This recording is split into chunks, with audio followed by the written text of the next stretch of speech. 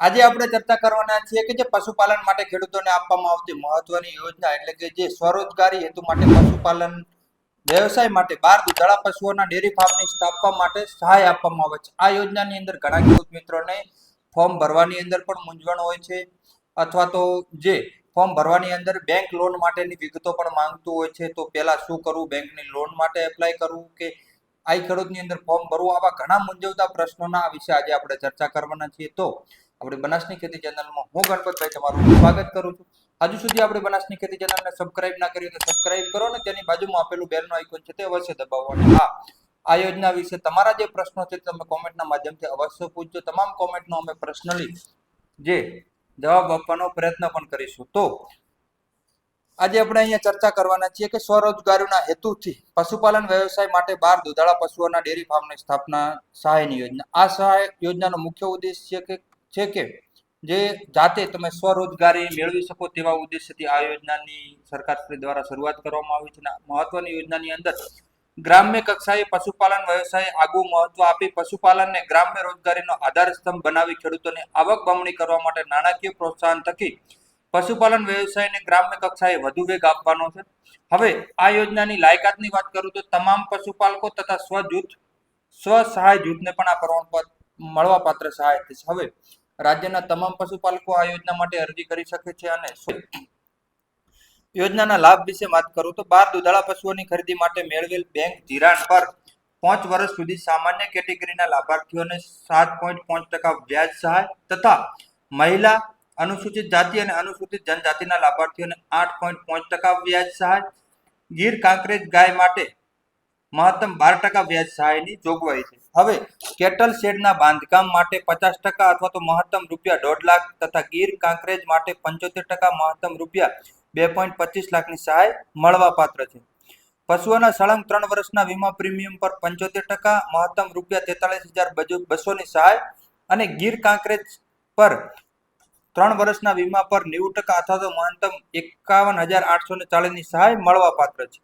Electric ચાપ cutter, fogger system અને milking machine પર યુનિટ કોસ્ટના 75% લેખે મહત્તમ અનુક્રમે ચાપ કટર માટે ₹18,000, ફોગર સિસ્ટમ માટે ₹9,000 અને મિલ્કિંગ મશીન માટે ₹33,750. જો ગીર ગાય અથવા તો કાંકરેજ ગાયનો જો યુનિટ હશે તો તેની અંદર યુનિટ કોસ્ટના જે ચાપ કટર માટે 90% એટલે કે મહત્તમ ₹21,600 અને ફોગર માટે ₹10,800 અને જે મિલ્કિંગ મશીન માટે ₹40,500ની સહાય મળવાપાત્ર છે. હવે યોજનાની અરજીની પદ્ધતિની વાત કરું તો હું રિઝર્વ બેંક માન્ય નાણાકીય સંસ્થા, બેંક અથવા તો ખેતી વિષયક સહકારી મંડળી પાસેથી 12 દુધાળા પશુઓની અરજી માટે ધિરાણ મંજૂર કરાયા બાદ આ ખેડૂત પોર્ટલ પર અરજી કરી શકશો. ખેડૂત મિત્રો, પહેલા તમારે બેંક જોડેથી અથવા તો તમારી મંડળી જોડેથી અથવા તો સંસ્થા જોડેથી તમે ધિરાણ મંજૂર કરાવ્યા પછી આ ખેડૂતની અંદર પોર્ટલની અંદર તમે અરજી કરી શકો છો. તમે જ્યારે અરજી કરવા જશો ત્યારે બેંક ધિરાણ માટેનો જે મંજૂર થયેલો કોડ છે તે અવશ્ય નાખવાનો આવે છે. એટલે આ બાબતે ખાસ ધ્યાન રાખજો. પહેલા બેંક જોડેથી લોનની મંજૂરી મેળવવી પડશે. આ બાબતે સત્ય હકીકત કહું તો ઘણી બેંકો ના પણ પાડતી હોય છે ખેડૂતોને. એટલે આ યોજનાની અંદર બહુ ઓછા ખેડૂતોને લાભ મળતો હોય છે. જે જાગૃત ખેડૂત છે, જેમની પહોંચ છે તેવા ખેડૂતો લાભ લેતા હોય છે. એટલે સરકારશ્રી અને જે તે વિભાગ, પશુપાલન વિભાગને હું વિનંતી કરું છું આ યોજના અંતર્ગત બંને ડિપાર્ટમેન્ટ છે, બેંક જોડે તમે ખેડૂતોને યોગ્ય ન્યાય મળી રહે તેવા પગલાં લેજો. કેમ કે હું પર્સનલી મારા અનુભવો શેર કરું તો ઘણા ખેડૂત મિત્રોના ફોન આવતા હોય છે કે આ યોજનાની અંદર માત્ર પરેશાન થવું પડે છે, હેરાન થવું પડે છે. આશા રાખીએ છીએ કે સરકારશ્રી આ વખતે આ બાબતે યોગ્ય ન્યાય લઈ અને ખેડૂતોને સાચી પરિસ્થિતિ સમજવાનો પ્રયત્ન કરશે. હવે યોજનાના અમલીકરણની પદ્ધતિ તો Gujarat cooperative milk federation limited, Anand, નાયબ પશુપાલન નિયામક શ્રીની કચેરી અથવા તો જિલ્લા પંચાયત આ યોજનાના અમલીકરણની પદ્ધતિ જે દ્વારા અમલીકરણ કરાવતી હોય છે. ગુજરાત મિલ્ક ફેડરેશન અથવા તો નાયબ પશુપાલન નિયામકની કચેરી અથવા તો જિલ્લા પંચાયતથી આ યોજનાની અમલીકરણ થશે. અમલીકરણ સંસ્થાની વાત કરું તો પશુ ખરીદી માટે રિઝર્વ બેંક માન્ય નાણાકીય સંસ્થા, બેંક અથવા તો ખેતી વિષય સહકારી મંડળી પાસેથી ધિરાણ મેળવેલ હોવું જોઈએ.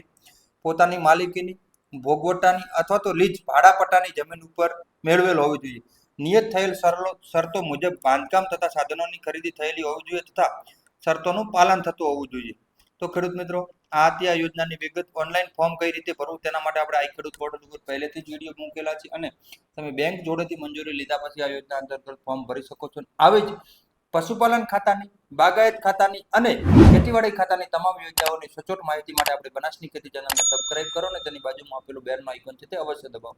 અને તમે શું પ્રયત્ન કર્યો હતો કે 12 દુધાળા પશુ સ્વરોજગારી હેતુ માટેના જે છે યોજના, તેના માટે તમે પ્રયત્ન કર્યો અને તમને જે મુશ્કેલી પડ્યો છે તમે કોમેન્ટની અંદર અવશ્ય જણાવજો. તો આપણે એ બાબતે પણ ખેડૂતો માટે વિડીયો બનાવવાનો પ્રયત્ન કરશું. આ વિડીયો વધુમાં વધુ ખેડૂતો સુધી શેર કરો. ધન્યવાદ મિત્રો.